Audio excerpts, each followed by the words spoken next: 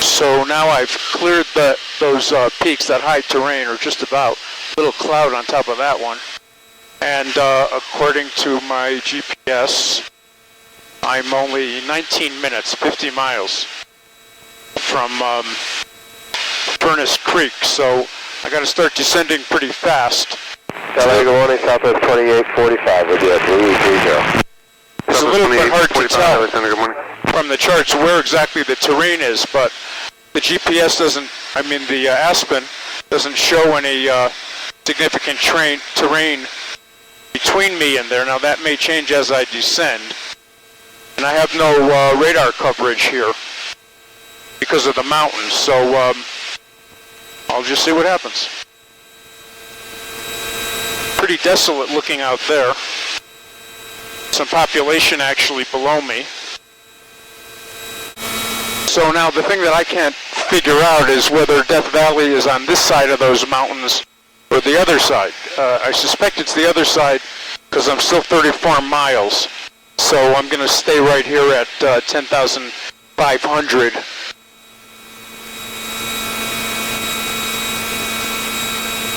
Now there's another real high mountain range just beyond. Those must be the ones that I have to cross to get to California after Furnace Creek. Yeah, I'm too close to those mountains for it to be on this side, so I'll have to clear those mountains and then resume the descent.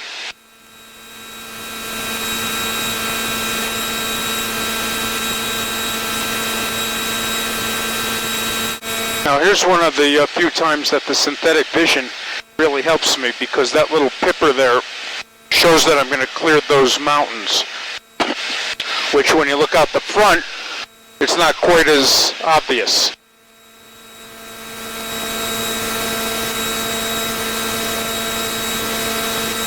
And these are two different depictions of the synthetic vision. Now up here,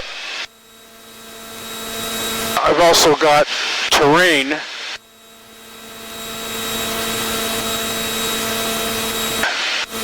And that also doesn't indicate that I'm in danger here.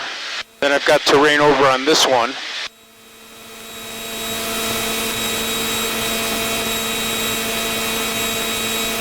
There's my destination. It doesn't show any terrain as long as I stay at this altitude. So for now, I'm okay. 10,000 feet in 6 minutes. Now the problem, of course, is mountain right there, so I can only go down but so fast. Pretty sure that's the airport there. In this kind of country, it's just impossible to tell sometimes. Everything's the same color. And there's those mountains there, 14,000 feet. And there's Furnace Creek, 210 feet below sea level. So now I'm having to make some big circling turns to get down to Furnace Creek. This is Death Valley, obviously. I guess it's pretty obvious why from the look of it. Surrounded by mountains on all sides. Not a whole lot of room to turn around, a few miles. I should be okay. Right now I'm 3 miles from the airport. It's behind me. I'm descending through 4,500. I have to make a turn within the valley. I guess that's a highway down there. Maybe it's Death Valley Highway. I haven't actually seen the runway yet, but it's got to be there because it's on the GPS.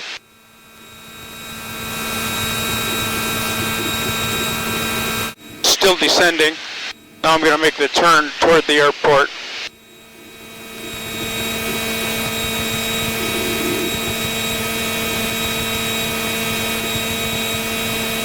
And I see a runway.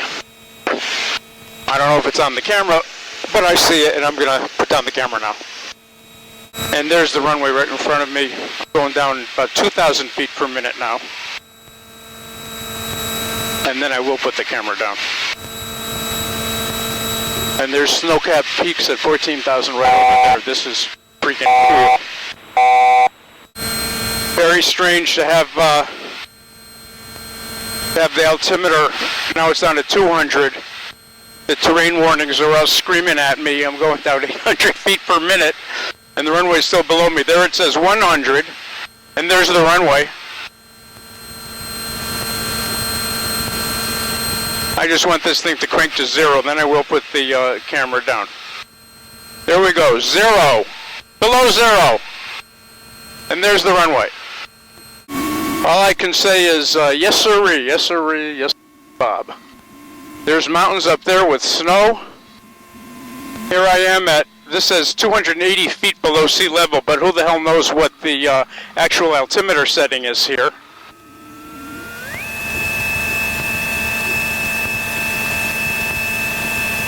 Not a whole lot of traffic, obviously.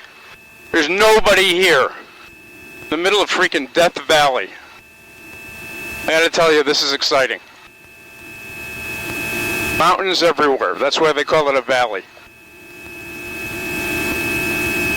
So, here we are, Death Valley. 210 feet below sea level, although the GPS, when I landed, said I was 280 feet below, but that's probably due to inaccurate altimeter setting, because it's really difficult to know exactly what it is in a place like this without the instruments to tell. Now, they must have instruments because there is a little building here. There's a little hangar here and a tower. Must be microwave tower because I was able to use my cell phone. Surrounded by mountains. It's like a gigantic crater. There's one other airplane here, actually.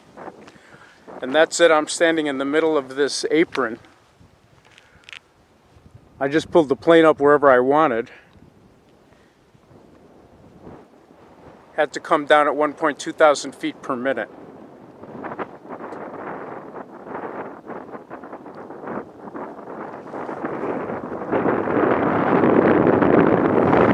The weather is gorgeous. Right now it's about, I would say, 60 degrees or so. It's 8 in the morning. These peaks are